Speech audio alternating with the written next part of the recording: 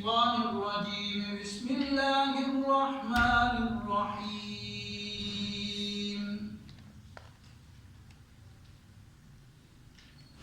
أحل لكم ليلة الصيام الرفث إلى نسائكم هن لباس لكم وأنتم لباس لهم علم الله أنكم كنتم تختانون أنفسكم فتاب عليكم وعفى عنكم فالآن باشروهن وابتغوا ما كتب الله لكم صدق الله العظيم. أحل لكم ليلة الصيام الرفث،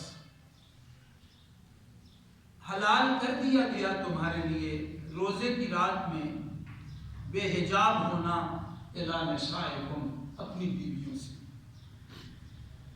ہن لباس لکم، وہ تمہارا پوشاک ہیں، وہ تمہاری پوشاک ہیں. وانتم لباس لہم، اور تم ان کا پہناوا ہو، تم ان کی پوشاک ہو، ان کا لباس ہو. علم اللہ انکم کنتم تختارون انفسکم، اللہ پاک کو معلوم تھا کہ تم اپنی جانوں سے خیانت کرتے تھے. فتاب علیکم، سو اس نے تم پہ نظر التفات کر دی، تمہاری توبہ قبول کر لی. وعفا عنکم، اور تمہیں معاف کر دی. فالآن باشروہن، سو اب مباشرت کرو ان سے، یعنی میاں بیوی والا ملاپ کرو. وابتغوا، اور چاہو، تلاش کرو، چاہو ما کتب اللہ لکم، جو اللہ نے تمہارے لیے لکھ دیا ہے، جو اللہ نے تمہارے لیے جل جلالہ لازم کر دیا ہے. یہ 5ویں آیت ہے سورۃ البقرہ کے 23ویں رکوع. پہلی آیت یا ایھا الذین آمنوا، اے ایمان والو، کتب علیکم الصیام، تم پہ روزہ رکھنا فرض کر دیا گیا. کما کتب علی الذین من قبلکم، جیسا کہ فرض کیا گیا تھا تم سے قبل لوگوں پر، سابقہ امتوں پر. لعلکم تتقون، تاکہ تم متقی بن جاؤ. پہلی آیت آئی، اور یہ یاد رہے کہ پہلی دونوں آیتیں ایام 20 سے متعلق ہیں. تم پہ روزہ رکھنا فرض کیا گیا،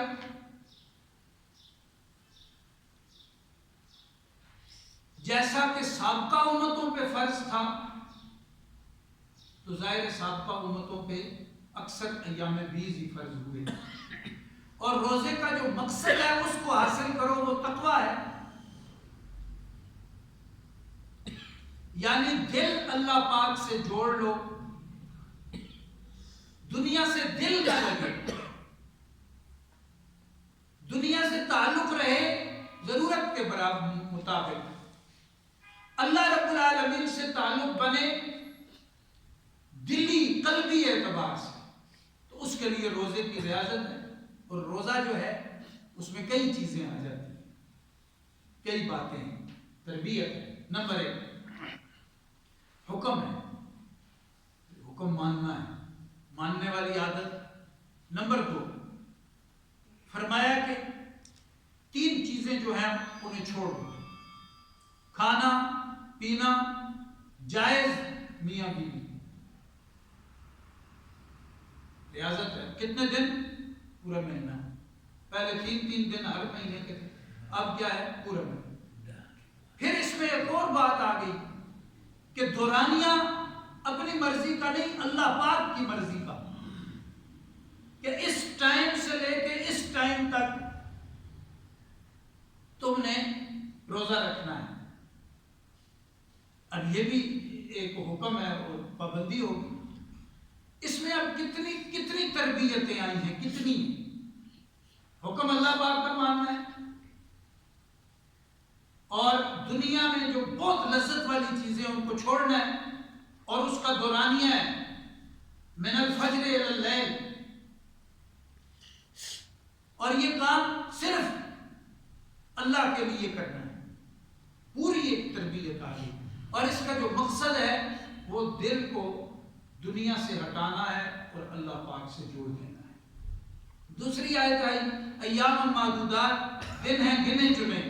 یہ وہ بات ہے نا کہ گنے چنے دن جو ہیں وہ کم سے کم 3 ہوتے ہیں, زیادہ سے زیادہ 9 ہوتے ہیں. اسی کو جمع قلت کہتے ہیں لغت میں. تو یہ جو معدودات ہے یہ صیغہ قلت کی جمع کا ہے. پھر فرمایا فمن کان منکم مریضا, جو کوئی تم میں سے بیمار ہو, او علی سفر, یا سفر پر ہو, فعدۃ, تو گنتی ہے من ایام اخر, دوسرے دنوں سے. یعنی ایام بیز نہیں رکھ سکا مرض و سفر کی وجہ سے, اب دوسرے دنوں میں پوری کر لے. 13, 14, 15 کو نہیں رکھ سکا عذر کی وجہ سے, دوسرے دنوں میں سے کر لے. ایک اور رعایت بیان کی اور فرمایا تم میں مریض بھی نہیں, مسافر بھی نہیں, لیکن ہے مالدار, تو روزہ چھوڑ دے. جو روزہ چھوڑے گا اس کا فدیہ دے گا. اب جو مالدار ہے وہ فدیہ کم سے کم 4 حیثیتوں میں اس پہ آئے گا. سب سے پہلے یہ اس کو بتایا جائے گا کہ تم نے 3.5 سیر کے لگ بھگ, یعنی تقریباً 4 کلو کے قریب تم نے درمیانے درجے کی کشمش کی قیمت دے دی, جس کو ابھی علماء 3500 روپیہ بتا رہے ہیں, کم و بیش 3,500 روپے. اگر تم سمجھتے ہو کہ اتنے مالدار نہیں ہو تو پھر تم 1 سا اعلیٰ درجے کی کھجور کی قیمت دو. ہاں جی,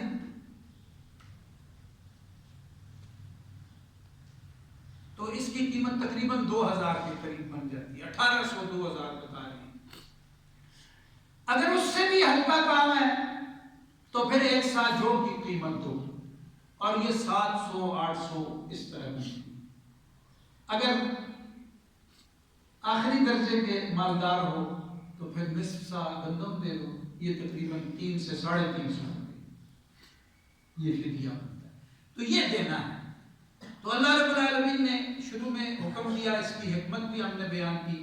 پھر یہ حکم آیا کہ شہر رمضان, مہینہ رمضان کا ہے, الذی انزل فیہ القرآن, جس میں قرآن اتارا گیا ہے, ھدی للناس, قرآن لوگوں کے لیے ہدایت ہے, وبینات من الہدی, اور ہدایت کے روشن دلائل ہیں قرآن, والفرقان, اور حق اور باطل کو الگ کر کے دکھانے والا ہے, فرق کر کے. یہ دیکھو یہ رات ہے, یہ دن ہے, یہ اندھیرا ہے, یہ اجالا ہے, یہ گوبر ہے, یہ گوہر ہے. بالکل سونا اور پیتل الگ الگ کر کے دکھاتا ہے. قرآن حق اور باطل کو واضح الگ کر کے دکھا دیتا ہے. تو قرآن شریف سے ایسا تعلق ہمارا ہونا چاہیے. پھر فرمایا فمن شاہد منکم الشہر, جو کوئی تم میں سے یعنی مسلمانوں میں سے اس مہینے کو پا لے, فلیصمہ, تو لازم ہے کہ وہ اس کے روزے رکھے. آج لغت کہتے ہیں یہ لام تاکید بھی ہے اور لام ناسخ بھی. لام تاکید کا مطلب ہے کہ تم پر فرض کتبہ, یہ اس کے تحت.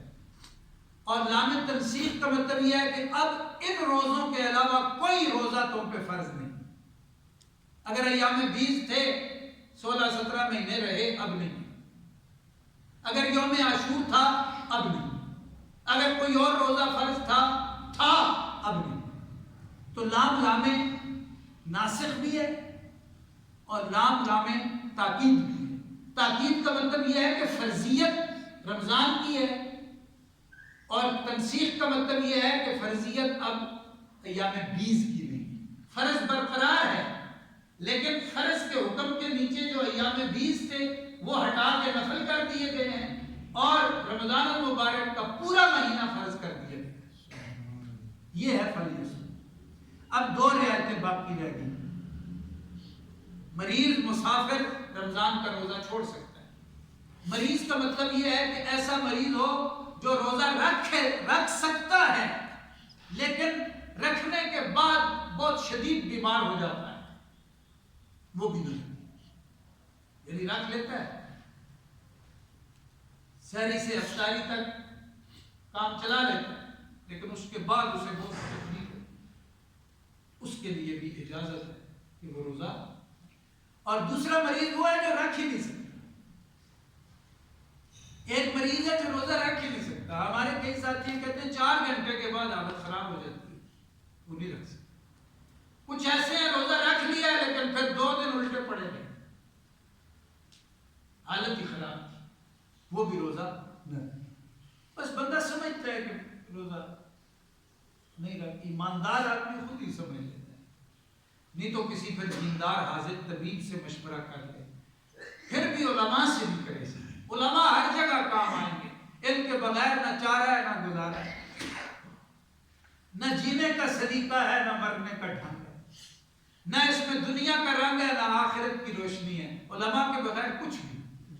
اسی لیے یہ فتویٰ ہے، مسئلہ ہے، جس 26 میل کے علاقے میں اگر ایک بھی بڑا حاذق عالم کہہ رہا ہوں جو مسئلوں کو نبض کو جانتا ہے، مستند عالم موجود نہیں ہے جو لوگ اگر کوئی مسئلہ پیش آئے تو اس سے پوچھ سکیں، تو پورا علاقہ مجرم ہے، پورا علاقہ گناہ گار۔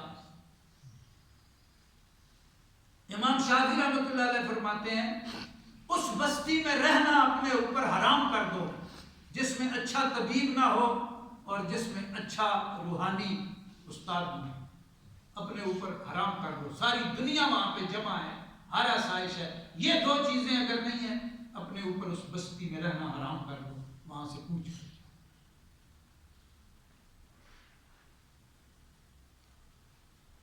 اب مریض اور مسافر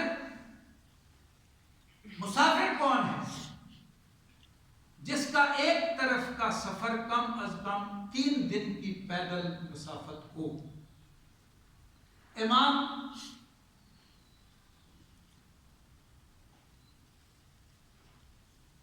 ابو حنیفہ رحمۃ اللہ علیہ اور آپ کا جو پورا حلقہ ہے احناف کا، ائمہ احناف کا، وہ 3 دن کی خشکی کی مسافت، پیدل سفر کی جو مسافت ہے یہ مسافر بناتی ہے اس پہ۔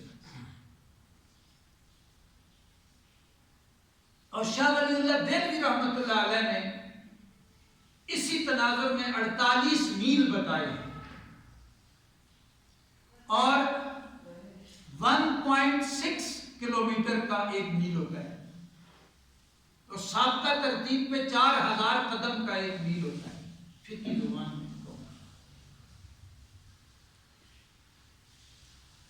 لیکن مولانا عبدالشکور لکھنوی رحمۃ اللہ علیہ نے اس پہ مزید تحقیق فرمائی تو انہوں نے فتویٰ جاری کیا کہ 43 میل پر، وہ جو بیچ میں بات ہے وہ بیان کرنے کی نہیں، 43 میل پر بھی مسافر ہو جاتا ہے۔ اب مسافر کے جو مسئلے ہیں ان کو انشاءاللہ ارادہ کر کے کل تو ہماری مجلس ہو جائے گی، مجلس ذکر ہے، پھر جو اگلی نشست ہے اس میں مسافر کے مسئلوں کو تفصیل سے سمجھنا ہے۔ مختصر بات میں آج بتا دیتا ہوں۔ ایک شخص اپنے گھر سے نکلتا ہے اور اس کا جہاں جانے کا ارادہ ہے وہ ایک طرف کا جو سفر ہے وہ 48 میل بنتا ہے یا 43 میل بنتا ہے، دونوں میں سے جس پہ عمل ہوتا ہے، ایک طرف کا سفر بنتا ہے۔ اور جس جگہ اس نے رہنا ہے جا کے، وہاں اس کا قیام 14 دن سے زیادہ کا ارادہ نہ ہو،